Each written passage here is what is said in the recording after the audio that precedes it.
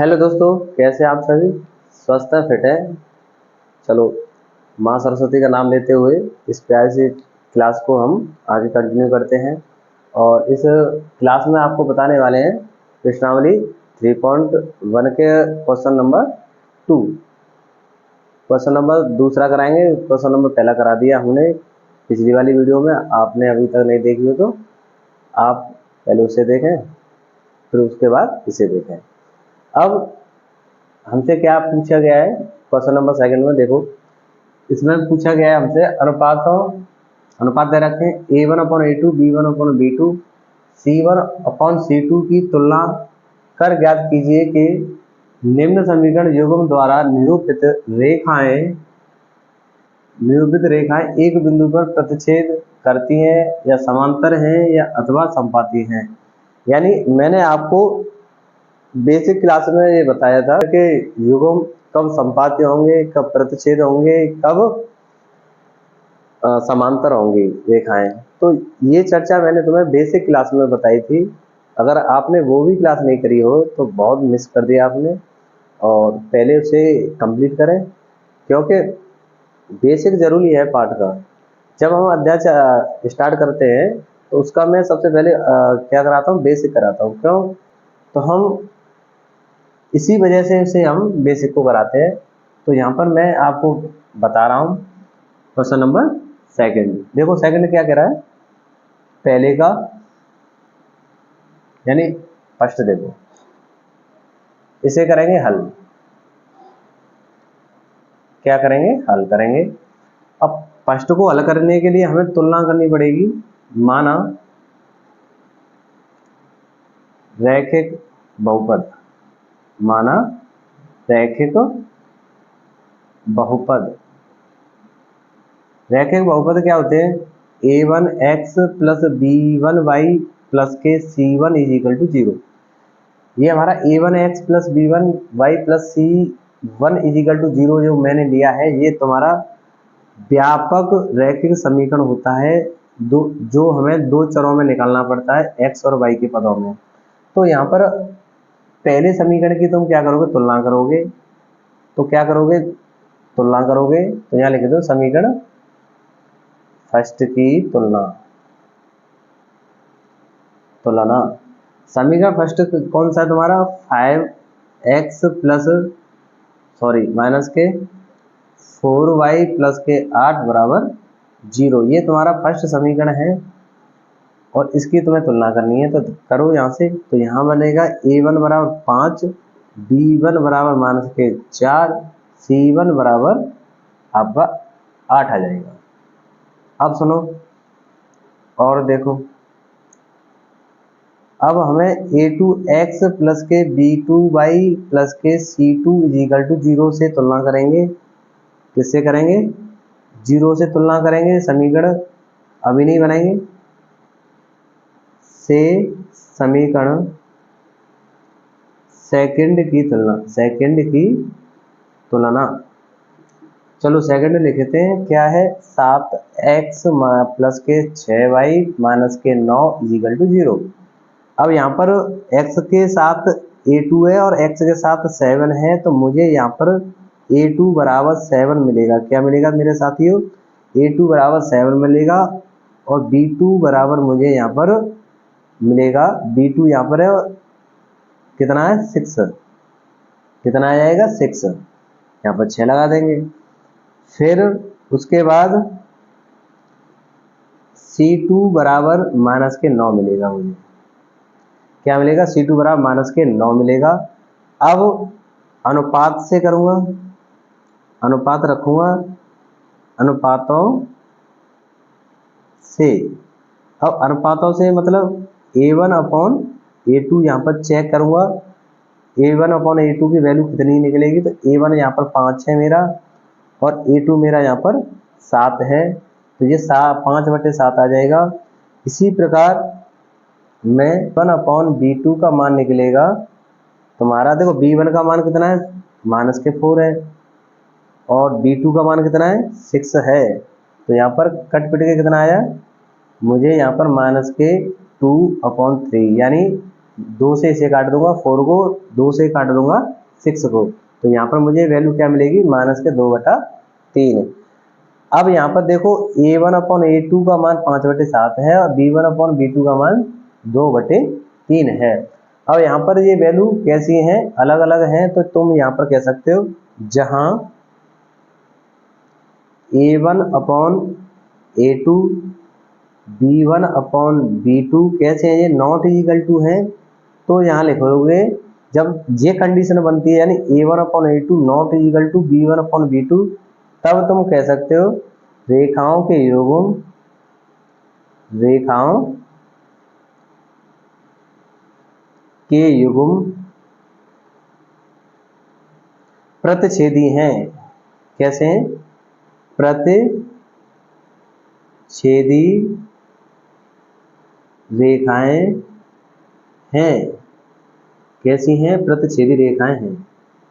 ये तुम्हारा आंसर है, जवाब है। ये तुम्हारा कंप्लीट है फर्स्ट। अब करेंगे सेकंड।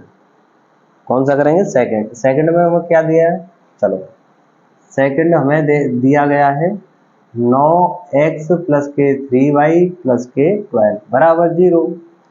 इसकी तुलना करेंगे, तुलना A1x + B1y + के C1 = 0 से तुलना करेंगे, ठीक है। तो कर दो, A1 = 9, B1 = 3, C1 = 12। और देखो है भाई, और दूसरा कौन सा है, A2x + B2y + के C2 = 0 से तुलना करोगे दूसरे वाले समीकरण की। दूसरा वाला समीकरण कौन सा है, 18x + के 6y + के 24 बराबर 0। अब यहाँ पर मैं कंपेयर करूँगा, तुलना करूँगा, तो मुझे A2 बराबर मान मिलेगा 18, B2 बराबर मिलेगा मुझे 6 और C2 बराबर मिलेगा मुझे 24। अब यहाँ पर हम तुलना तो कर ली, मान निकाल लिए, बट लेकिन ये हमने किए कैसे, तो ध्यान रखो x का गुणांक A2 है और x का गुणांक 18 है, तो इस वजह से हमने यहाँ पर तुलना कर सकते हैं। समान पदों की, समान चरों की हम तुलना करते हैं, ये याद रखना, ठीक है। अब यहाँ पर देखो C2, और यहाँ पर C2 का काम कर रहा है कितना, 24। तो यहाँ पर मैं C2 की जगह, C2 का मान कितना आ जाएगा, 24। अब सुनो भाई, अनुपातों से, अनुपातों से क्या मतलब, अनुपात के रूप में लूंगा तो यहाँ पर A1/A2 बराबर, A1 का मान कितना भाई, 9 है, 9/18 है, तो कट्टा पिट्टी करनी है तो 1/2 आ जाएगा। B1/B2, B1 की वैल्यू कितनी है, 3 है, और यहाँ पर B2 की वैल्यू 6 है, तो ये दोनों कट जाएंगे, तो मुझे मान मिलेगा 1/2। इसी प्रकार C1/C2 का मान निकालूंगा तो मुझे यहाँ पर मिलेगा आपका 12 है और यहाँ पर 24 है, तो यहाँ पर कट पिट के कितना आएगा, 1/2। अब देखो यहाँ पर A1/A2, B1/B2, C1/C2 का मान 1/2 ही, तीनों का मान कैसा है, 1/2 ही है। तो यहाँ पर तुम कह सकते हो क्या, अतः A1/A2 बराबर B1/B2 बराबर C1/C2 कैसे हैं, तुम्हारे संपाती हैं। कैसे हैं, संपाती हैं। तो जब संपाती होंगे तो तब कह सकते हो तुम भाई समीकरणों के युग्म कैसे हैं, संपाती हैं। मेरे प्यारे बच्चों, मेरे प्यारे साथियों, कैसे हैं, संपाती हैं। ओके, ये तुम्हारा हल हो गया। इस तरीके से तुम्हें धीरे धीरे धीरे जवाब देना है, आहिस्ता आहिस्ता से समझ के चलना है चीज़ों को। अब आगे तीसरा वाला देखो भाई, तीसरा वाला क्या कह रहा है हमारा, थर्ड देखो, थर्ड क्या कह रहा है, ये हमारे फर्स्ट था, ये सेकंड था, ये थर्ड का नंबर है। इसे भी देखते हैं। जहाँ देखो 6x माइनस के 3y प्लस के 10 बराबर 0 दे रखा है बच्चों। अब इसकी तुलना करेंगे हम, कैसे करेंगे? तो यहाँ लिख दो तुलना a1 x plus b1 y plus के c1 इज इक्वल टू 0। अब यहाँ पर a1 का मान 6 आ जाएगा, b1 का मान माइनस के 3 आ जाएगा, c1 का मान 10 आ जाएगा। क्यों? x का गुणांक 1 है, यहाँ पर x का गुणांक 6 है, और यहाँ पर y का गुणांक b1 है, यहाँ पर y का गुणांक माइनस के 3 है। तो यहाँ पर b की वैल्यू कितनी मिलेगी मुझे? माइनस के 3 मिलेगी। ठीक है, हाँ समझ जाओ, समझदार हो तुम वैसे तो। c1 की वैल्यू यहाँ से निकालेंगे तो c1 बराबर 10 आ जाएगा। तो ये तुम्हारी वैल्यू a1 b1 और c1 की वैल्यू निकल के आएंगी। ठीक है, ध्यान रखना। हाँ, घर पर पढ़ाई करो, अगर पढ़ाई नहीं करोगे तो क्या करना पड़ेगा तुम्हें? इधर उधर भटकना पड़ेगा। तो ध्यान रखो मेरे साथियों, ये बहुत स्ट्रगल लाइफ है। इसे आसान बनाने के लिए इसे समझना पड़ता है, इसे सीखना पड़ता है, और सीखना ही इसे कहते हैं जो तुम्हारा टाइम चल रहा है। अगर तुम अच्छे से पढ़ाई करोगे, अच्छे से अपने आप को डेडिकेट करोगे तो तुम 100% सफल होगे। इसे तुम याद रखो, क्योंकि बिना सफलता के कुछ नहीं है भाई, ध्यान रखना। बिना सफलता के कुछ नहीं है। यहाँ देखो भाई 2x माइनस के y प्लस के 9 बराबर 0। अब इसका कुछ ना कुछ करेंगे इस समीकरण का भाई। इस समीकरण का क्या करें भाई? वही नीति बिल्कुल, तुलना। क्या करेंगे? तुलना a2x प्लस के b2y प्लस के c2 इज इक्वल टू 0। अब वही नीति a2 बराबर 2, b2 बराबर माइनस का 1 और c2 बराबर 9 आ जाएगा प्यारे साथियों। क्यों? तुम जानते हो कि यहाँ पर x का गुणांक a2 है, यहाँ पर x का गुणांक 2 है, तो मुझे यहाँ से a2 की वैल्यू 2 मिल जाएगी। इसी प्रकार y का गुणांक b2 है, y का गुणांक -1 है। 1 नहीं दिया है तो हम 1 मान के चलते हैं, तो यहाँ पर क्या हो जाएगा? -1 हो जाएगा। अब यहाँ पर मैंने यहाँ क्या किया, c2 की जगह पर क्या दे रखा है भैया? कांस्टेंट कितना? 9। तो मैं c2 की जगह पर क्या मान लूंगा? 9 लेकर चलूंगा। ठीक है, आगे देखो। अब सुनो तुम, अब सुनो क्या करना है। अनुपातों से व्याख्या करेंगे इसकी। तो a1/a2, यहाँ कोई शादी नहीं रची जा रही है भाई, यहाँ कोई शादी हो रही है क्या? ऐसे प्रवचन बोल रहे हूँ मैं, पर लेकिन ये आनंद है। क्या है? आनंद है। आनंद से पढ़ाओ बच्चों को, कोई टेंशन वाली बात नहीं है। आनंद से कोई चीज़ जब आनंद से होती है तो बड़े आनंद, वो बहुत अच्छी लगती है। और जब कोई चीज़ प्रेशर में करी जाती है ना, वैसी लगती है अरे यार क्या कर रहे हैं हम। तो प्रेशर में मत करो, आप इंजॉय में कीजिए, पढ़ाई भी इंजॉय कीजिए, पढ़ाई के साथ भी इंजॉय कीजिए। इंजॉय का मतलब ये नहीं नहीं ड्रिंकिंग वगैरह करो, ऐसा नहीं है। आप ये गलत चीज़ें होती हैं जो तुम समाज में देखते हैं, बच्चे छोटे छोटे गुटखा बीड़ी पीने लगते हैं। ये क्या है? यही लाइफ है क्या? यही खाना पीना है क्या? नहीं। अच्छा खाओ, अच्छा पहनो, अच्छा ओढ़ो, तुमको भी अच्छा लगे और सामने वालों को भी अच्छा लगे। अगर तुम एक गुटखा खाकर पीक मारते डोलो, किसी को अच्छा लगेगा क्या?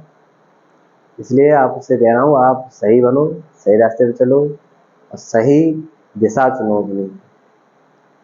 और ऐसे आदमियों के साथ रहो जो आपको शिक्षा और बेहतरीन आपको बना सके। ऐसे अपना अपना अपना बैकग्राउंड ऐसा रखें, कहने का मतलब। चलो बेटा, a1/a2 बराबर यहाँ पर हो जाएगा, देखो 6/2।